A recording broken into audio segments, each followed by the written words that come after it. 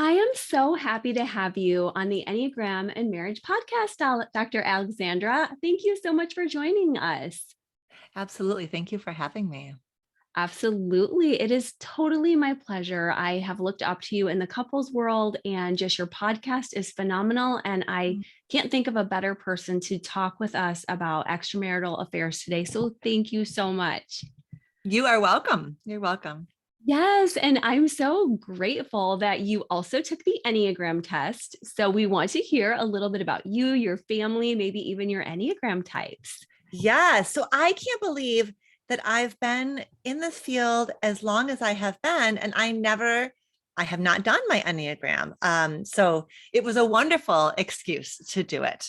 Awesome. I'm so Um, And then, right. And I was just telling you before we started that not only did I enjoy doing it, but then I asked my husband, Todd, to do it. And our 17-year-old daughter, Courtney, also did it. So now we can just unpack the entire darn family system. Oh my goodness. And this, by the way, goes to so many layers. So when you unpack, you're going to be unpacking so many layers of an onion. It is so much fun. All the mind, body, heart, different ways you're going to look at each other, head, heart, just body. It's so cool. So I'm very excited for you guys on the journey. What are your types? Okay. So I'm a Enneagram 3. Do you say 3 wing 2?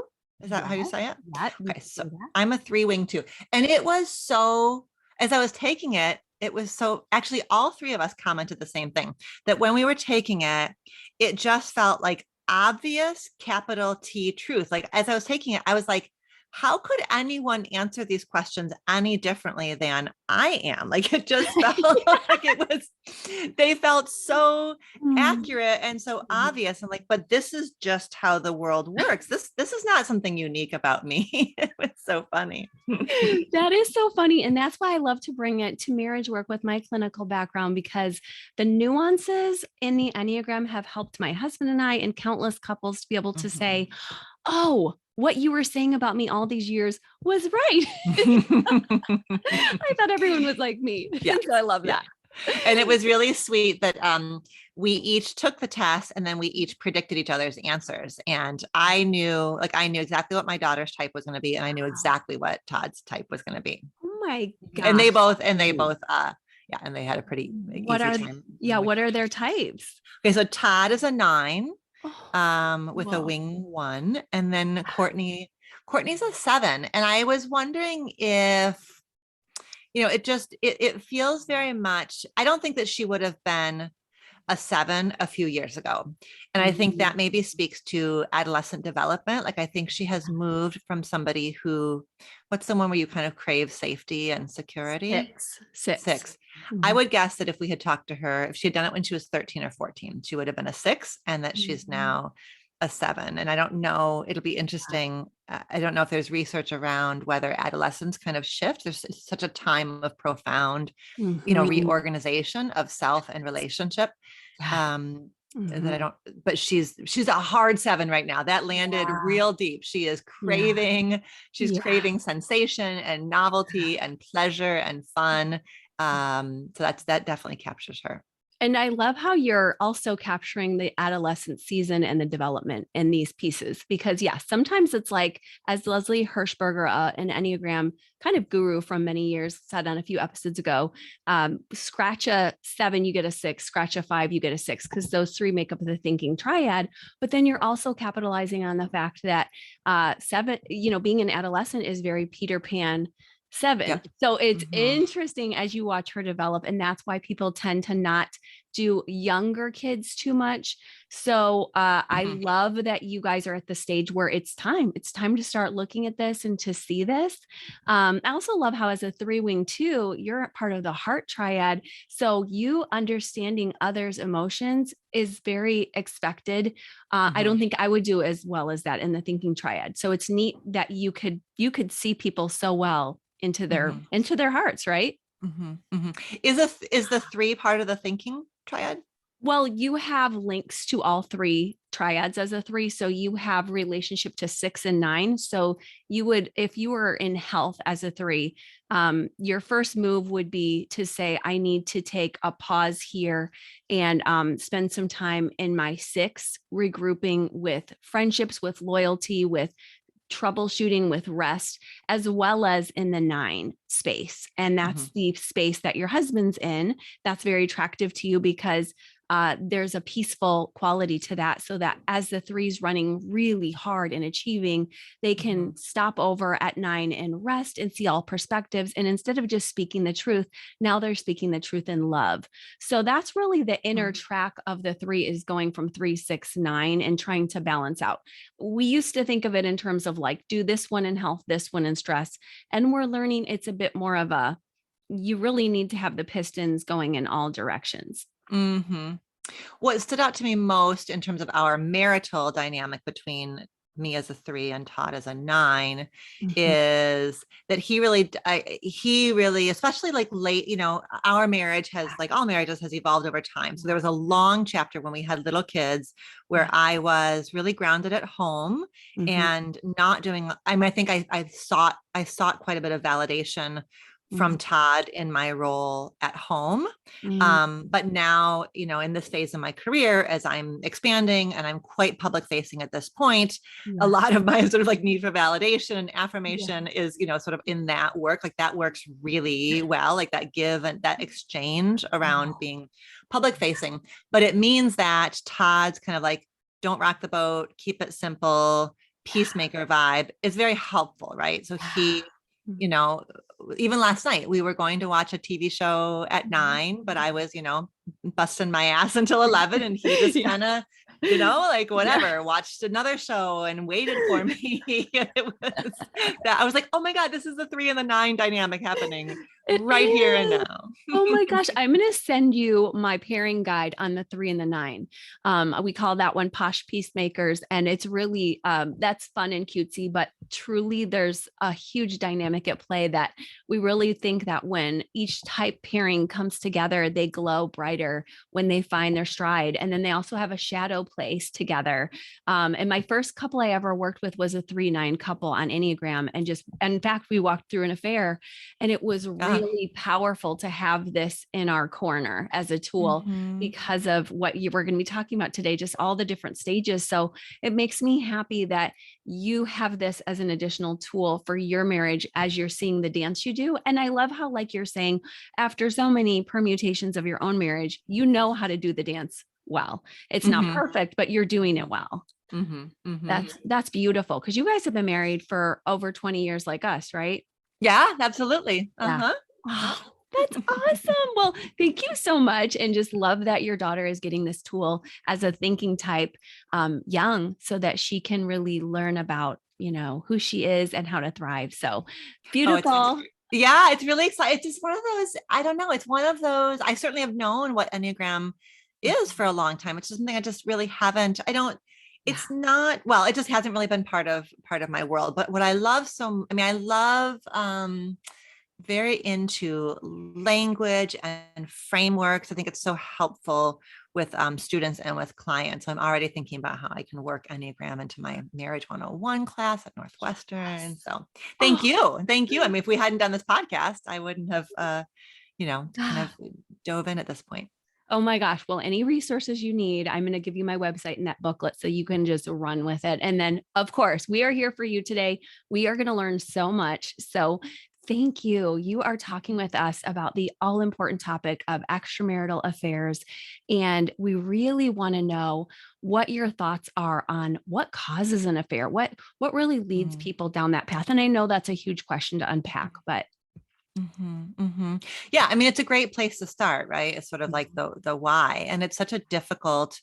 I think it's one of the hardest, one of the hardest things to talk about because because those of us who have not experienced it firsthand are terrified about it happening, and those of us who have experienced it firsthand know deeply and intimately the pain. So it's just a really tender topic. So I hope that as we talk it through today, that your community can press pause when they need to, step away when they need to, right? Like, notice their own reactions, like moments during our conversation where they want to lean in and they feel really heard and understood, and other moments where they want to bristle and argue and, give me the business about what I'm saying.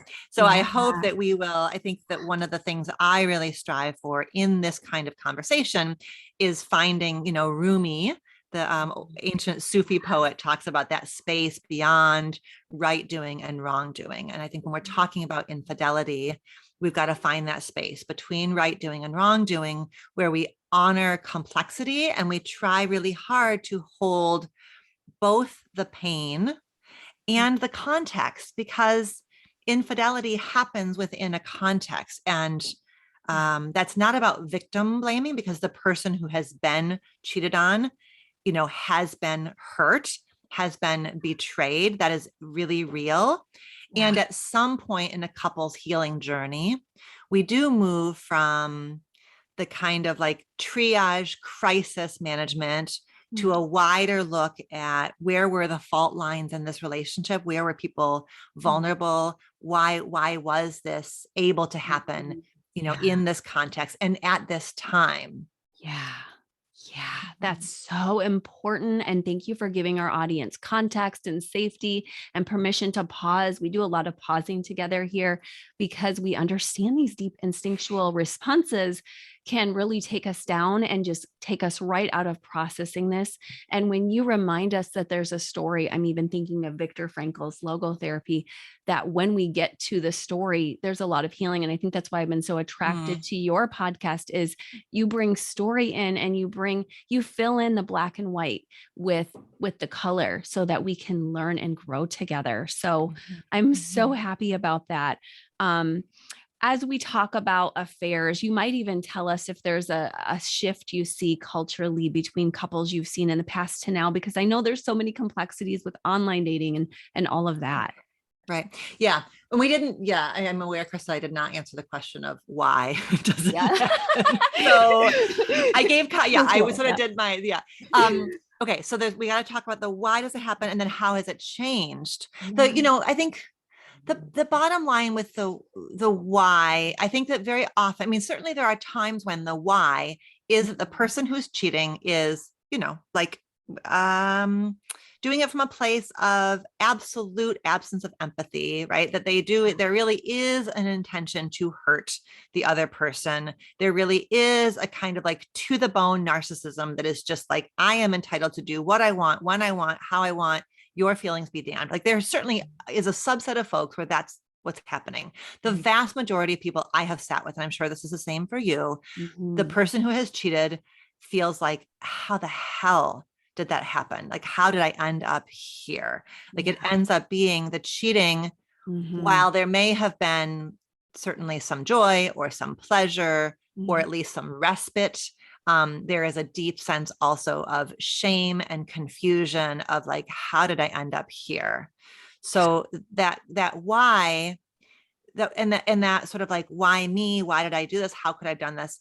That often involves us excavating into wounds that very often predate the marriage itself. So while infidelity is deeply personal, it is something that I do behind my partner's back that profoundly impacts my partner. It is in that way about my partner. Yeah. In some ways, it is about my own misguided attempt to reckon with something that I brought into this marriage that I didn't deal with appropriately. And we know the stuff we don't deal with, the stuff we don't heal, it comes out sideways. And it sometimes comes out like a bomb, right? Blowing things up. So the why very often has to do with old stuff, oftentimes family of origin stuff that I wasn't able to turn to you with, or I wasn't able to tend to within myself. Yeah, that makes so much sense. And in Enneagram circles, we talk a lot about the self-preserving, the sexual, and the social component to a person. And we even offer that when we say, I'm a 3-wing 2, social or sexual or self-pres, and we even offer a sequence. And it reminds us, I think, in the Enneagram community, that as we look back and we talk a lot about family stories and why we have these propensities from our family of origins, because maybe we had starvation or there was enslavement. And what I love that you're reminding our audience, who are some of them just clicking this particular podcast out of all of them because it's about affairs, they need to know that history. So thank you for helping us to see that that's huge. And it didn't just start in this microcosm vacuum of this marriage, right? Right, In right, most right, cases. right. And it doesn't make it okay. It's not an excuse. It's not like my mom was addicted to alcohol and not there for me, and that made it okay. It's not about making it okay. It's Yeah. about, that is the work. That's where we have to go in order to heal. And certainly if a couple is going to stay together and rebuild after infidelity, then the person who cheated being willing to do that deep, like, reckoning of their own wounds, of their own story, that will prevent future damage, and that will help them show up more fully in the marriage. But even if the marriage ends, right, that is the work that it will help the person who's been cheated on understand, listen, this happened to me, but it wasn't 100% about me. And it will help them in their journey to kind of heal and reconcile and move on. Yeah. Yeah, that is a beautiful reminder that it doesn't just help the person to say, hey, maybe you're not a complete villain, but it also helps the spouse to say, maybe you're not a complete villain, because we both know they're going to go through all kinds of grief moments, both of them. I'm the worst, you're the worst. And so just to be able to say, putting this in context, there's a lot of pain and there's important things to own up to. But thank you for that. And even adding into that, I'm aware that the modern world makes it even more difficult with all the dopamine hits we get from all of this, right? Well, that's right. That was, yeah, in terms of that question of, like, kind of how has the landscape of infidelity changed, it definitely is easier than ever to cheat, right? We could be cheating while our partner is lying right next to us in bed if we are, messaging somebody who's not our partner, sort of like that, what people sometimes call micro cheating. So there are more boundaries that can be crossed. There are subtler boundaries that can be crossed.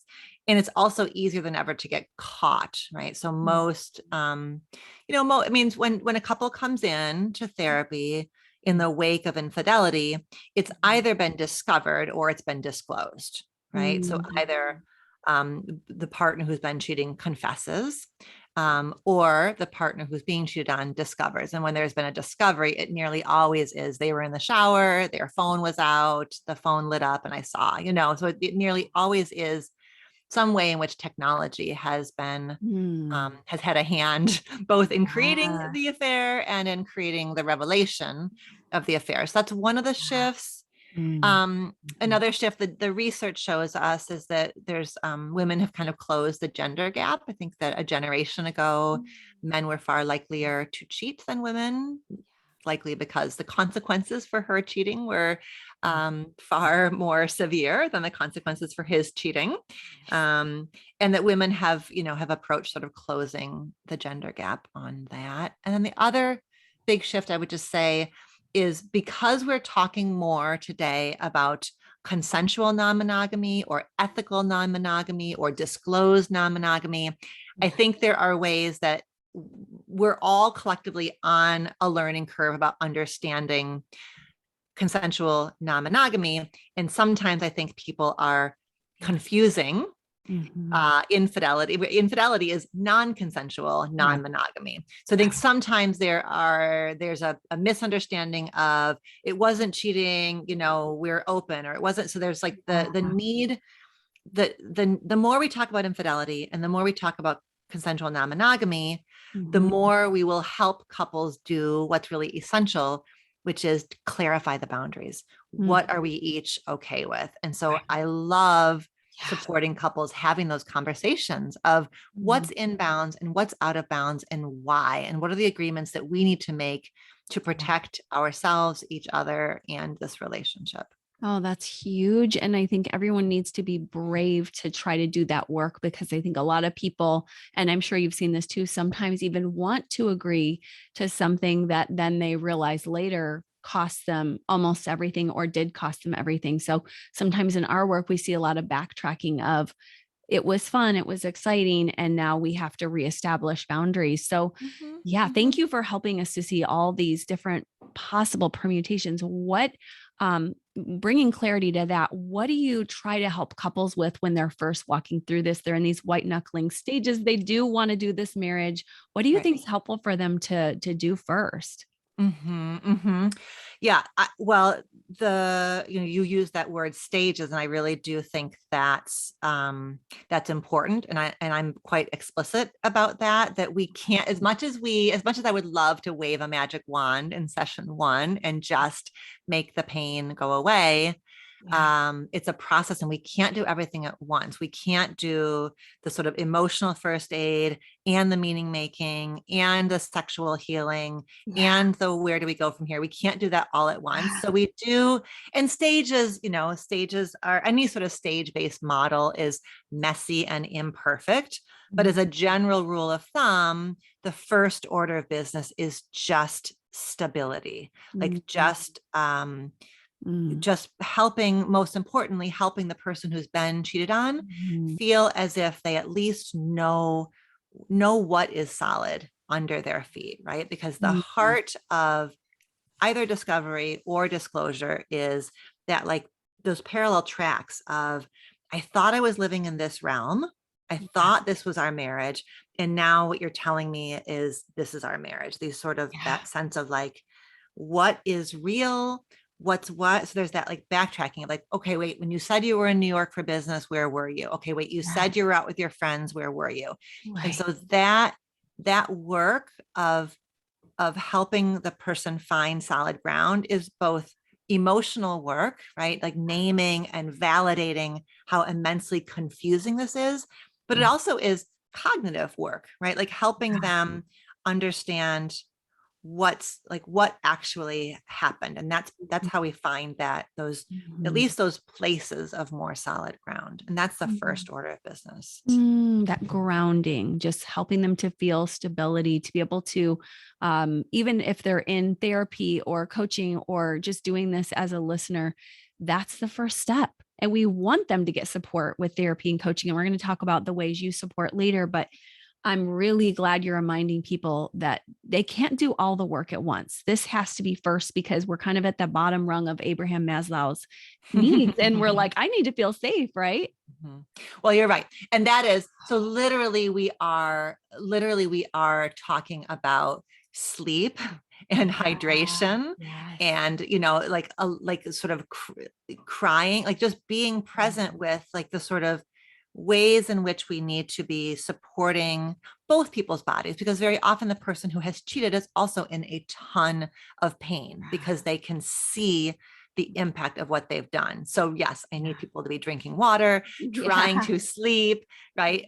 Sometimes it's also about like bracketing those conversations so that it's not, we're Yeah. talking until 2, 3, 4 in the morning every night, right? Putting some brackets around those conversations and really talking explicitly about what are you each doing to care for yourself during these early days and weeks. Yes. And even I love the word brackets, for brackets around the pausing around the words that we say specifically too, because the words can be, of course, so volatile and emergency oriented, and we can get flooded so easily. So it's so nice to be able to remind people we understand that, we get that, and we even understand sometimes you're going to need a 2 a.m. conversation. But Mhm. what we're both saying here is not every night. You have to start here with some safety, and you're worthy of that. And I'm also hearing you say this is going to take time. So you Yep. can't do that for too long. Yep. Yep. Very often when a couple comes in, there's often there can be this almost like honeymoon, Mhm. which seems Mhm. ironic or Yeah. paradoxical, but it's like there's just no, like, we've been burned to the ground and there's just nowhere else to go. And so there can be this sense everything is everything is raw, everything's kind of technicolor. So sometimes couples are coming in and they're having the best sex they've had in years. They're having conversations they haven't had in years. Like there's this almost like a kind of presence that perhaps both have been craving and neither has been experiencing. Yeah. And that can feel confusing. And especially the person who's been cheated on can feel really ashamed of themselves. Like one day I want to kick him out of the house and never see him again. The Yeah. other day I want to make love while staring into his eyes. Like, and so I just nod. Yes. Okay. That makes sense. And even just that Yeah. reality testing, like that makes sense. You are all over the place and this is your attempt to try to make some sense of it. And that very real present lovemaking, that's as real as your anger, right? Those are all just, it's that need to hold on to competing truths, both ands. I am furious and invested. I am ashamed and connected. Like those are both true.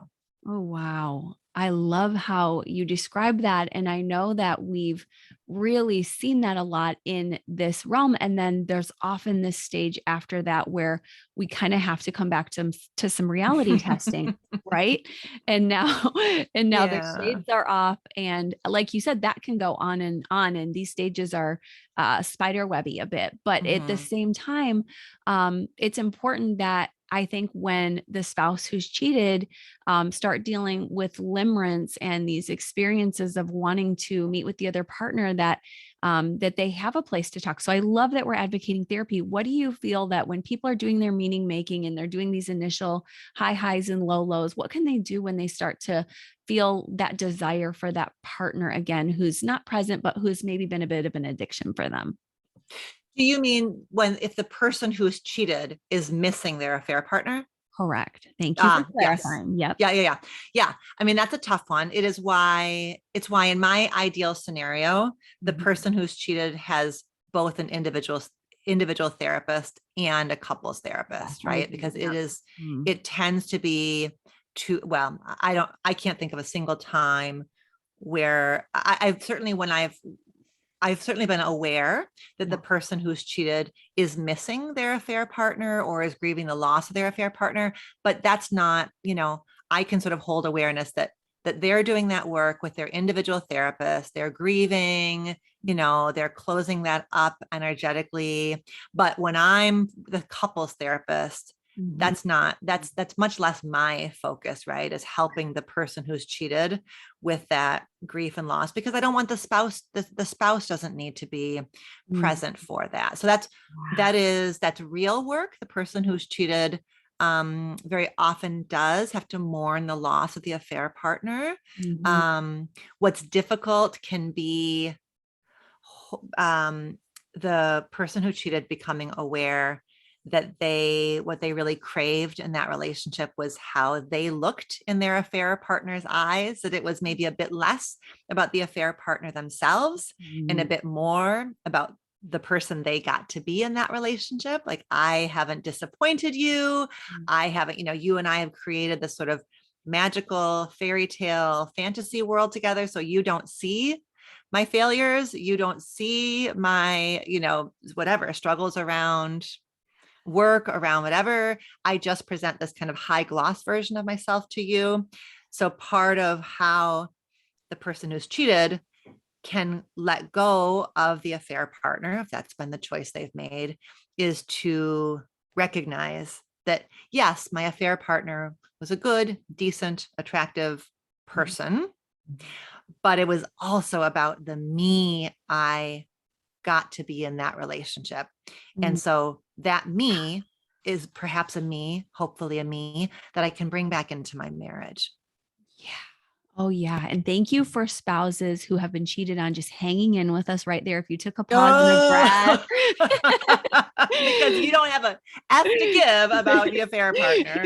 And you don't Right. have to. You don't have to have an F to give about the affair partner. That's right. Exactly, exactly. And so I'm really glad that we Mhm. can thank you for showing us that that's often more about that person than it even is about the third party. And so while we don't want to dishonor them as a person and they have wounds, and I often see spouses get to that place where they're able to say, I'm super angry, but like I get that they're a person too.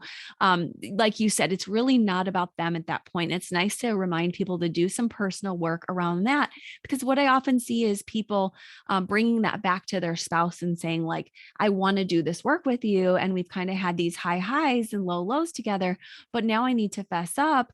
I want to grieve this person with you, and I want you to help me grieve this person. So it's almost more magical thinking right there, that your spouse could not only walk through their own hurts about the affair, but also walk you through your grief process. So thank you for just Yeah. saying No. invest in this time with a helper, right?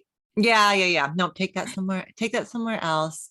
Yeah. And I think sometimes the person who's cheated will have the temptation to throw their affair partner under the bus and be Mhm. like, they were whatever, they were a manipulator, they were crazy, they tricked me. And they do that in an effort to make their spouse feel better. But Mhm. in some ways, what will ultimately keep their spouse safer in the long run is the person who cheated saying, yeah, I'm not a victim here. I made Yeah. choices. I allowed myself to get tangled up in something. And so, I can't, as much as I would like to pin this all on my affair partner, I was a participant. I take responsibility like that. Ultimately, even though it might feel really tempting to just throw the affair partner under the bus, and it might feel tempting for the person who's been cheated on to be like, Yeah. let's just the two of us tear the affair Mhm. partner up. Mhm. Ultimately, what's going to keep this marriage safer in the long term is the person who cheated being able to take deep accountability for Mhm. their ability to be duplicitous. That is not a wonderful thing to Mhm. have shown to us, that we are able to be duplicitous, that we are able to say Mhm. one thing and do another. We're able to look somebody we love in the eyes and be deceitful. That is Mhm. a really difficult reckoning to have. Yeah. Um, and and that's how we grow, is by, okay, if I'm capable of that, then Yeah. what are the practices that I'm going to commit to for the rest of my life that help me stay Yeah. in my integrity and help me protect the people that matter to me. Yeah, that's beautifully said. And I know we talked earlier about just the ways we are as people with our Enneagram types. It's helpful to know because some of us are more sensory seeking and some of us need sensory Mhm. integration, and we need to work on how do we handle with tolerance what's coming at us. And some of this we do with things or people or addictions that aren't helpful. And so when you get to this place in your marriage, it's really like saying, I'm going to do my own personal work so Yeah. that we have a chance and we have a shot. And Dr. Solomon and I are not even saying somebody has to give their partner this shot. But if you're out there and you're listening and you want to give it a shot, what do you think couples can do after they've kind of walked through some of these parts? You talked about meaning making. You're talking about making sure that they fess up. What other practices do you recommend for couples walking through an affair? Yeah. Um, so sometimes there can be a grief around, um, if we're saying that this initial phase sometimes has these high highs and low lows, Yeah. sometimes what happens next can be this period of like flatness or numbness, right? Because Mm. we've clarified, we've made agreements, we've talked it through, and like now what? There can be this like flatness kind of after the big storm. Mhm. And I think that that becomes a time for like building up positive experiences of each other and having ways to deal with the person who's been betrayed, deal with their triggers as a couple. Because Mhm. sometimes what will happen is the person who's been cheated on will be okay for a while, and then something will happen. It will be, sometimes it's an anniversary of Mhm. something. Sometimes it's we're in a location that reminds me, like there can be these as is the case oftentimes with any trauma, there are these triggers. Mhm. And so the person who's been cheated on, what I try to help couples do is deal with those moments of trigger together, which can feel paradoxical. The person who's been cheated on will say, you really want me to turn to the person who hurt me Yeah. with my trigger, Yeah. which feels paradoxical. But I do, in part because I want the person who cheated to have that ability to hold something that is in part theirs, right? The trigger is happening because of something that the person who Yeah. cheated Yeah. did. Mhm. Um, and it also then gives the person who's been cheated on the chance to experience the one who cheated as empathic, attuned, open, Mhm. comforting, right? So it gives the person who's been cheated on an opportunity to experience their spouse as gentle, present, comforting, loving. Mm. So we work on the person who's been cheated on saying, I'm having a really hard time today. I had this memory or I heard this song and it reminded me. And then the Mhm. person who cheated being able to say, I'm so sorry that happened. Mhm. What Mhm. does help look like? What does support look like? I've Right. got 4 ideas. We could go Yeah. for a walk. I Yeah. could hold you. I could make you some tea. I could get the hell out of here for a while. You Yeah. know, what Yeah. would help? What would support look like right Mhm. now? And that's a really, really important practice because sometimes the person who's been cheated on feels like they have to just carry this all on their own and or they'll do to themselves what perhaps they've been doing to themselves their whole lives, which is saying it shouldn't hurt this badly. I should be over it. Why am I having such a hard time? So they will sort of silence themselves. Mm. I really want the one who's been cheated on to bring the trigger to their partner. And I really want the partner to be able to say, oh shit, I'm so sorry you're triggered. Yes. I'm here with you. I want to support you in it. Let's go. Let's figure out Mm. how I can care for you right now. Mm, beautiful. And I love how on your podcast you added that this is a very brave soul who's willing to do this work, the person who's been cheated on versus that victimized stance of, like you said, this inner self critic, especially Enneagram ones out there who are perfectionistic or any of the perfectionistic types. And to be able to just empower them to say, this is your moment to be brave and to hold the floor a little and say, yeah, give me 4 options. Right, that's right. I don't know what I want. I would like to hear what's available today. Mhm. Right. And not only that, but like when you bring women into this context with the 4 Mhm. different weeks of the month, which we've been so blessed to be learning about over the last few years more and more, it's fun to that health and fitness circles are getting into this conversation too with us to say, you might see different reactions in different parts of the month. And that's very normal and that's okay. And of course, men too, but it's nice for you to just kind of even say the word stages is appropriate because the stages are in flux and offering these different ways of responding are so important. Plus, I think it's a little counterintuitive for some types who are a bit more matter of fact. Some of the body types are a bit more matter of fact, 8s, 9s, 1s. Hey, let's go. We did this. We already said sorry. We're moving on. And just for you to be able to say, this is a process and it takes a while sometimes, right? Yes. Well, that is, if I could whisper in the ear of anybody who has cheated, I Yeah. would want them, I would just say, like, don't just resist the urge to say, it's been 6 months, it's been a year, how much longer? Because it is, if nothing else, it is highly ineffective. The more you say you should be over this by now, the more Mhm. your partner is not going to be over it by now. Mm. So Mhm. that is one of those that is wildly unhelpful. Just, I Mhm. mean, to any, it's Yeah. wildly unhelpful to anybody who is grieving anything Yeah. ever to Yeah. say you should be over it. Why is that? Right. Last week we heard the song and it didn't set you off. Why is it setting you off Yeah. today?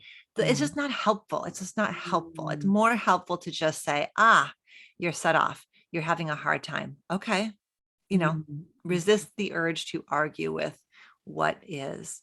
Knowing that, I mean, the research shows loud and clear the couples who are able to recover and rebuild are the ones where the person who cheated stays open, present, attuned, connected. So defensiveness, questioning, saying things like you're overreacting or you're too sensitive.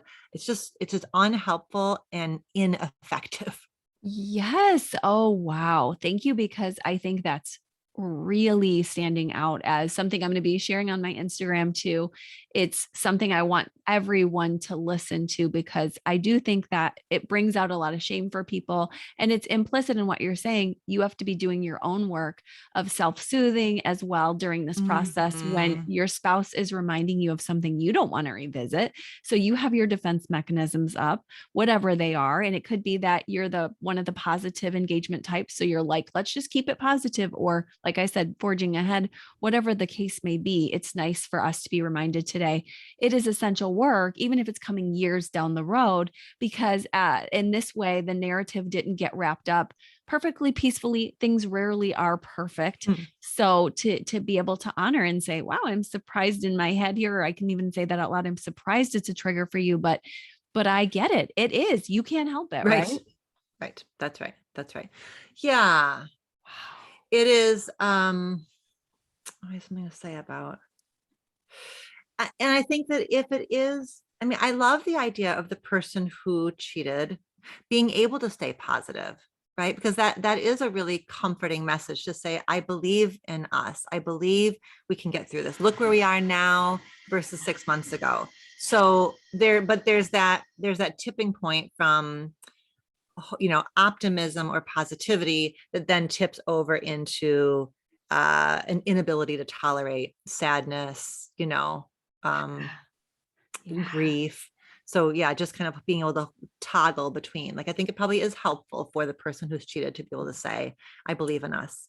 I'm proud of Mm, you. You're really brave. I think we can do this. If anyone can do this, we can do. I think those are really helpful messages, as long as they don't become, no, we're being positive. And if we're being positive, that means that we don't get triggered anymore and we're just yeah. forging ahead.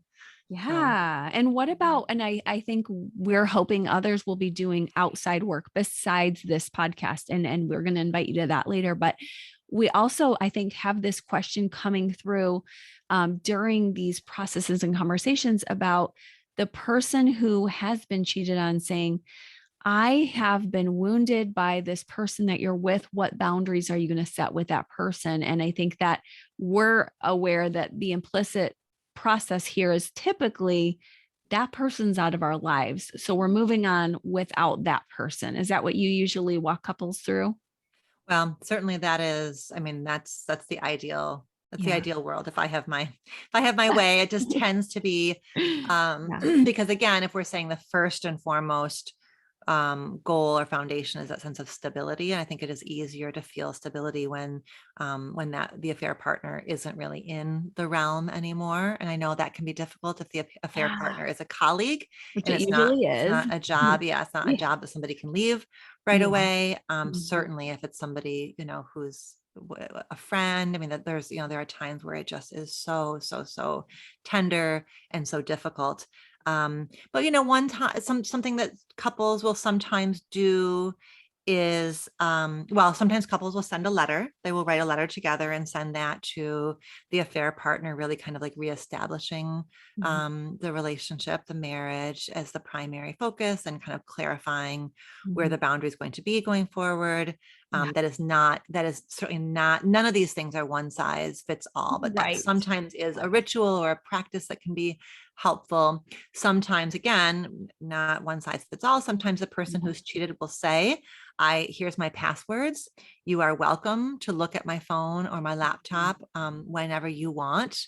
Mhm. It goes best that way. It goes best if the Mhm. person who cheated offers that, Yeah. rather than the one who's been cheated on saying, I want your passwords. I think in some ways that can, like, Mhm. fuel hypervigilance. The person who's Absolutely. been cheated on, the person who has cheated then feels like, oh, she's controlling me. So I want the person who's cheated to kind of get in the driver's seat and say, okay, if my compass north is, I want you to trust me, Mhm.